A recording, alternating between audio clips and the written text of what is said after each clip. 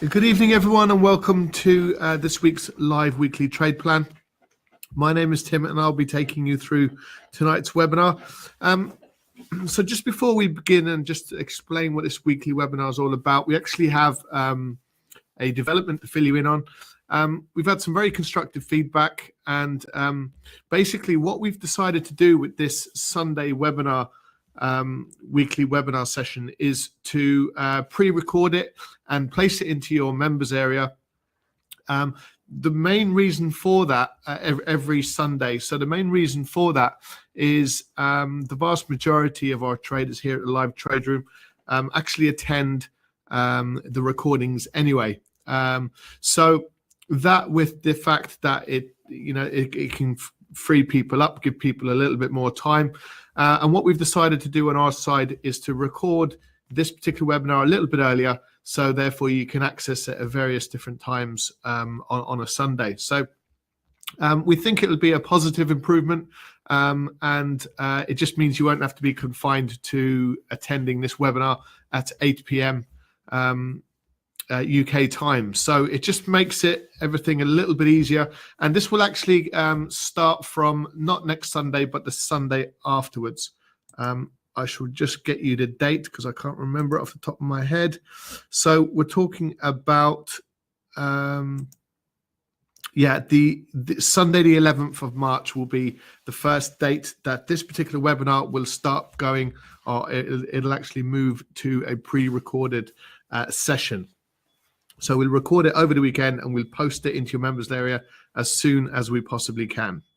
Okay, so just to fill you in terms of what this webinar is all about, we have a very strong look at multi-time frame analysis while the markets are closed. Now, this is important. That allows us to take stock of what's happening to these markets, to the prices of these markets, and it can help us look to plan for the week ahead. So it can add various degrees of confirmation to some of the trades that we look to get into. And we'll execute those trades in our live trade room Mondays to Thursdays. So hopefully it fits together. So we'll be taking a technical look at weekly and monthly timeframes and looking to identify the important levels and highs and lows and support and resistance that we can use for that trading week ahead. So as always, we'll be observing our main 15 liquid global markets plus any other markets you would like us to look at over the course of this live webinar. Okay, so if we can start, as we always do, with our risk warning, just please make sure you are aware of the risks involved in trading the financial markets.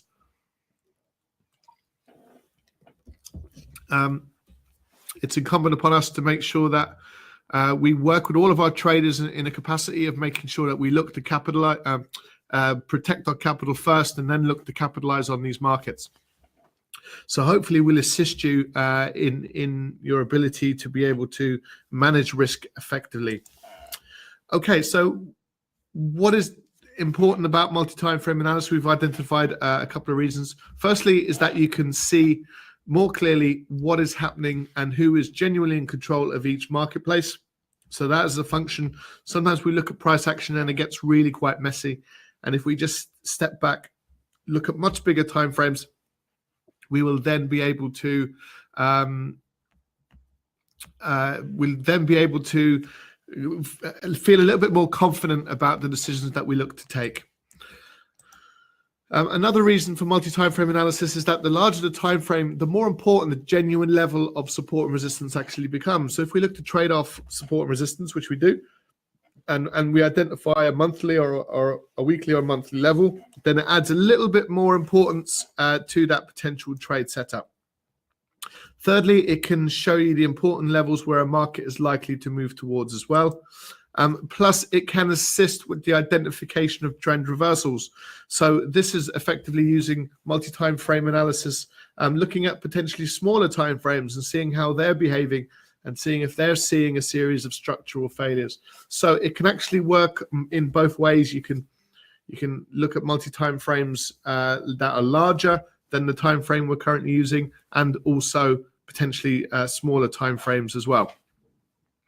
Okay, so that is the importance of multi-time frame analysis. So let's, as we always do, go straight into the charts, and we'll start And actually, just a consideration or just a basic overview, you'll find most of the markets have actually been almost range bound over the last few weeks. So that's another reason why when we work at these weekly highs and weekly lows, it can kind of help us get a handle in terms of the market conditions. You know, what market conditions are we trading? And don't forget, there's three phases. Markets can move to the upside, they can move to the downside, and they can also move sideways, which is also referred to as consolidating. So when we identify weekly highs and weekly lows, and especially when we review these charts on a Monday, on a Sunday evening, we can see price action effectively moving sideways, pushing to the upside, breaking lower, failing to make new lows, and then reversing once more. So just as a general overview, I think there's one or two charts out of the 15 markets that we're looking at that have broken above or below weekly or monthly levels.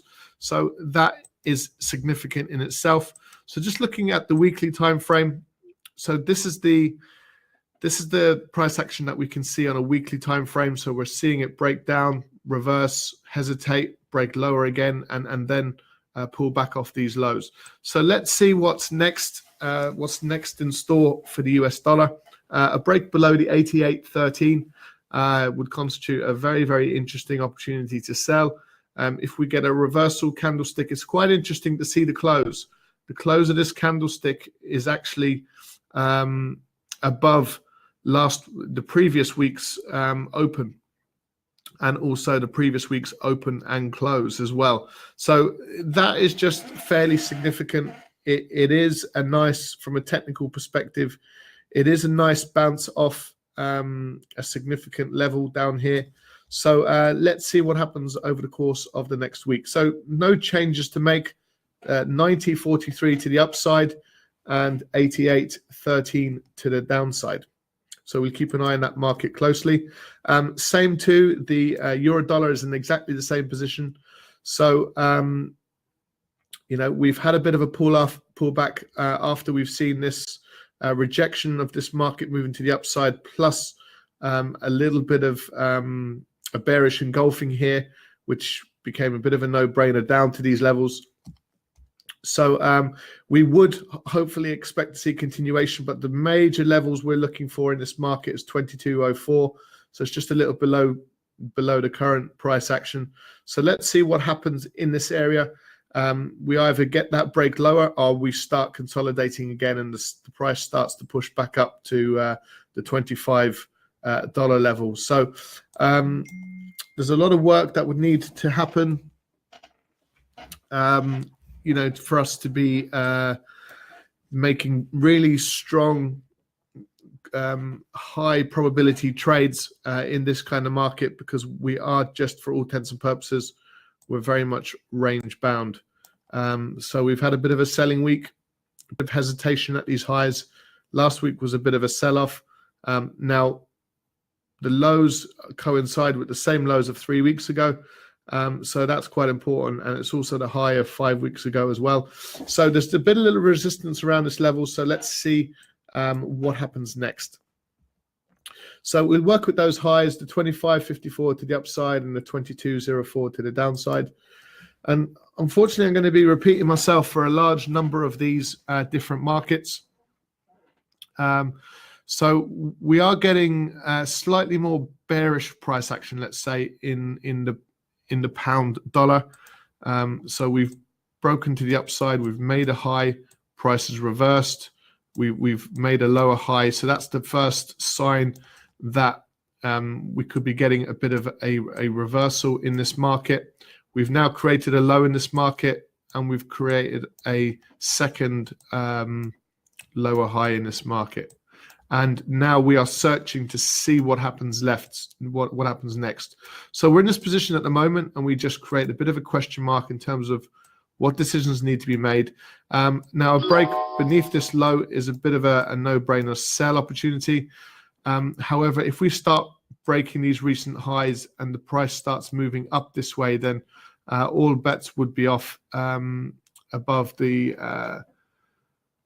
41.50 level, which is just in line with these highs. Apologies for the scribbles. So this area to the upside could constitute that we're back on to the upside. So from a weekly perspective, we're still operating within our weekly levels, weekly and monthly levels. So we'll there's a little bit of an uncomfortable pullback basically on the weekly time frame, which could suggest that we might get a little bit of bullish price action coming back into this market. But so we just need to reserve judgment just for the short term. So these are moments where patience is actually quite important. We're also seeing a bit of a pullback on the previous run to the downside. So if we look at the weekly time frame, and this is the dollar yen, we can see prices broke lower, and there's an uncomfortable pullback on this bit of bullish price action last week. So do we get continuation to the downside? If so, a break below the 105.53 level would constitute an interesting opportunity to sell. Now, it's no surprise we've had a bit of a bounce off these levels, because those coincides with a pretty significant level in this market, and we've literally got very close to it, and sellers started to push price lower. So again, we're operating within the high of 108.80 and the low of 105.53. So we will just apply a little bit of patience again for the short term. Now, this is one of the markets that broke above a weekly and monthly high, but as you can see, very, very quickly, and this is on a daily time frame as well, very quickly reversed off that break above this 26.82 level.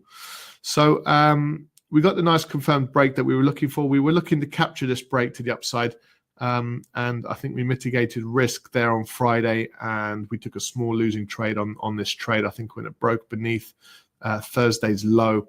So that's fine. But what we'll still be doing is looking to capitalize, and if we get a pullback and we get the right kind of setup and we get other signals elsewhere that give us a bit of an opportunity to get into this back again to the upside, then we very well may look to take that. So this becomes the next major hurdle for this market to start attacking. If we do get some more bullish price action, we've made a bottom, we've pulled back, so now this is a lower high, and we're now sort of pushing towards this level, and a break of this level would constitute an interesting opportunity over the longer term to start taking this price, this market to the upside. Same can be said actually for the downside. So we're in this sort of mixed picture at the moment, just because this current price action is actually in the middle of two major highs and two major lows. So what we're saying is a break of this level to the downside would constitute an interesting opportunity to sell it. However, a break above the highs here would constitute an interesting opportunity to buy this market. So we're just in this phase at the moment. It coincides with the other dollar-related markets. On a weekly basis, you can see the weekly highs. So what we're going to do, just for consistency purposes, we'll actually work with the weekly highs and the weekly lows. So I'm going to change the high to 27.53. 27. So I just put that in here, 27.53. We'll place that in there, and to the downside, I'm going to work with last week's low of 25.26. So we put that in here, 25.26, I think I said. So that those two levels can go in there. So moving on to the dollar yen, this was another market that has only just marginally moved beneath these lows. Nothing of any real significance to any great extent. Let's look at this on a weekly time frame, and let's zoom in really closely. So this low here, weekly low, is the 131.15, and this low last week is the 130.92. So there is a 20-odd difference between the lows. For all intents and purposes, not not significant to any great extent, and you can see it became a bit of a bullish candlestick, and you can see that roll over to the downside. A lot of that is in direct consequence to what's going on with the global stock markets. That the Japanese yen is a flight to safety for the market. So if the markets move into a phase of risk off, where they're not so enamored to actually be trading stocks and indexes, then they often look to markets like the yen as a safe house for their capital. And you can see this sort of significant fall off the back of that price action. And we've had a break of ascending line as well. So we are potentially looking for opportunities to sell this market beneath the weekly low. So that's the preferred trade. We do have a nice sort of potential move to the downside if some strength starts coming into the yen. So we'll work with the weekly lows, 130.92, 130.92, and we'll also work with last week's high. So it was the 133.04. 133.04, so that level can go in there. So and this is actually a better low to actually look for opportunities to trade this market in the first place. You'd just be nervous about running into all of this resistance around this area, but a break below that could be an interesting trade for us. The euro pound is just doing effectively what we've been talking about for quite some time, and that's just effectively moved sideways. A lot of this is down to political risk or geopolitical risk, just with regards to Brexit negotiations. What we're likely to see with this type of price action is just price action, just range bound, working within this kind of level. And as you can see, you're likely to get a bit of a narrowing of price action. So what this means, it's a very, very important sort of charting formation that you're potentially seeing up on screen, where you can get a nice explosive break either outside the top edge of the descending line. If we get a break against this, what you're likely to get is a number of buyers entering this market looking to push price higher, and to the downside as well. So you get this downward pressure organically with this market. So there's an expectation for this market to push lower. Just with this type of price action now, it doesn't have to happen. But whether this market breaks to the downside or to the upside, we would like to think anyway that we'd be looking for opportunities to either buy it or sell it, depending on what happens. You can get really nice, clean entries and exits going both sides. So we'll wait and see. So there's no change to be made. We can still work with the high of the 90.30 level and the low of the 86.86. Okay, so that just concludes the Forex markets. So let's go and have a look through some of the global indices now. So what we have is, again, most of these markets are operating within weekly highs and weekly lows, and that's just quite important for the time being. We're also, if I zoom out, you can see that we're still operating within this trend channel. So we've had a very, very significant break of this level to the upside that just never looked like it was going to come back, but of course it always does. And we had an incredible sort of devaluation in this market, around 10% in a relatively short period of time. You're talking about 8 or 9 days, 3, 4, 5, 6, 7, 8 trading days. We've had a 10% devaluation, and this is the problem with trading all-time highs. And we've experienced it over the years in trading many markets, that it's notoriously difficult to trade all-time highs. So we're still operating within this ascending trend line. So it'd be interesting to see if we get a break of this. We might be returning back to the upside. So Thursday and Friday was very, very bullish, as you can see there. and we might get some continuation to the upside in this market once things seem to have settled down by the looks of it. Now, the Dow Jones is in exactly the same boat as the S&P. So if we look at the S&P on a weekly time frame, you can see that price action. You can see that the market tried to drive this price lower, and most of that was rejected, pushing higher. So let's see if we can break above these levels in the S&P. The Dow Jones is in exactly the same boat. So you're seeing this continuation to the downside, which is completely reversed over the course of the last week. So we're still operating within the 25,474 level to the upside and the 23,049 level to the downside. So that's the Dow Jones. So the FTSE is again in exactly the same position now. We're actually in this particular trade and we're still in it. So we might get that little push there to the upside.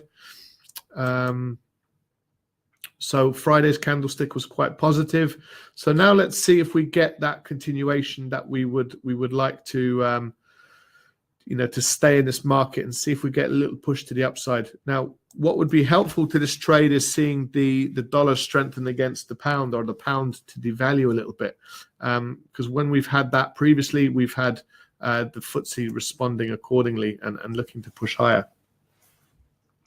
Okay, so that's the FTSE 100. So on a weekly time frame, again, if you are buying or selling, you kind of would want to be looking to buy this price action. If we get a bit of a reversal, we get a break above last week's high, you would like to see it's kind of an uncomfortable, unusual kind of candlestick, but you'd be more comfortable looking for this market if it broke higher above last week's high than you would be for it to roll to the downside, which is obviously still very, very possible.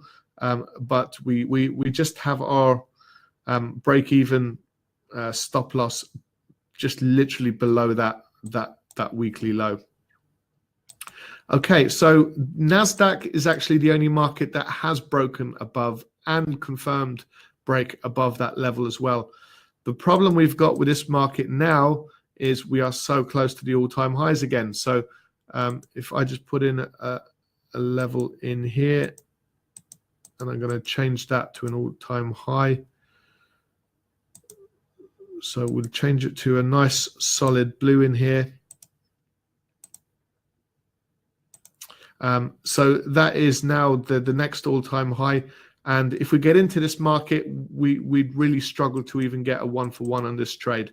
So we're now getting the right bit of price action, but the actual characteristics of this trade no longer stack up. So that's the cherry picking part, the discretionary part of trading, where we like to behave and to act consistently. If we were getting this price action further down here, it'd actually become a no-brainer trade to buy it.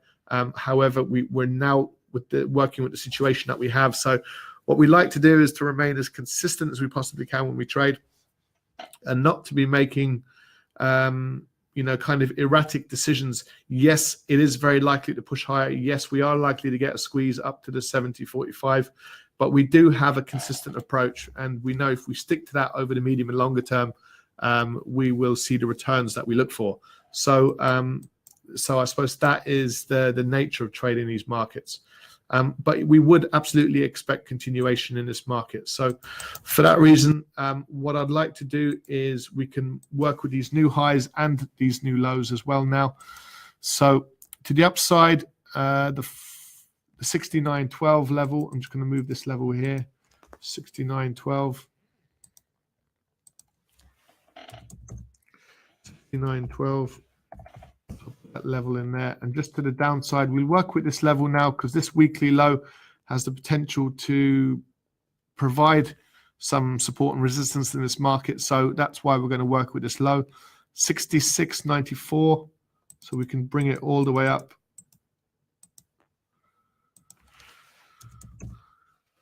66.94. So a really sort of major move. It's been great for intraday traders. There's been some really interesting opportunities. It's effectively become a buy the dip trade, although 2 weeks ago the sentiment was like the wheels were going to fall off. But of course, that has not been the case. So we're now very close to all-time highs once more. So interesting environment for sure. We're still getting this sort of sideways moving price action in the gold market. So just have a look at that. We've got the highs of the 1365 and we've got the lows of 1306. Now, a break beneath the low would be a structural failure on a weekly time frame. So that would be very, very interesting, not just daily. And if I just show you that level on a daily time frame, so this level becomes so important now. And if we break that level, which is why we're waiting for these structural failures across the board, across many, many markets. So there could be some interesting opportunities in the pipeline over the next few days and weeks. Crude oil is finally pushing higher, which is great. So we just had to suffer that 2-day pullback before we got the extended move we were looking for to the upside. So really, we would like this price to squeeze up to the $65 level, at which point we might start to see a little bit of resistance enter this market around that kind of price level. But we've still got a little bit to go. So so far so good on the crude oil trade. The 10-year note, you can see we've had a bit of a bounce off these lows. So we would expect continuation on a daily time frame. Apologies. What I'll do is I'll switch the gold chart. We're still going to work within the levels of the 1365 and the 1306 with the gold and the crude oil. We're still actually operating within the 66, 63 highs, even though, we're currently in this market. And this is why, it's, these levels are not necessarily needed to be traded. Even a weekly low can constitute an opportunity to buy off a level of support. So it's really the application of these levels is really in our live trade rooms Monday to Thursdays. So please don't be holding out and waiting for the market to break above 66, 63. That may become a buy price, but we certainly don't know at this point.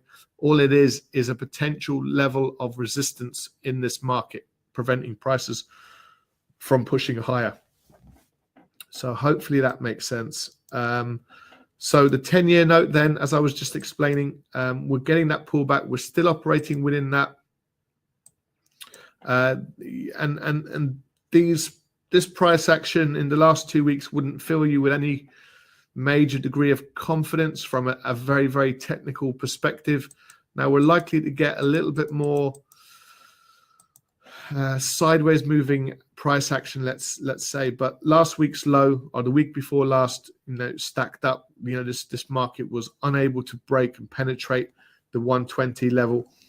So we've got a bit of bullish price action coming into this market. The weekly highs is the 121.20 level. So we're a little bit off that just at the moment, but we'll just wait and see.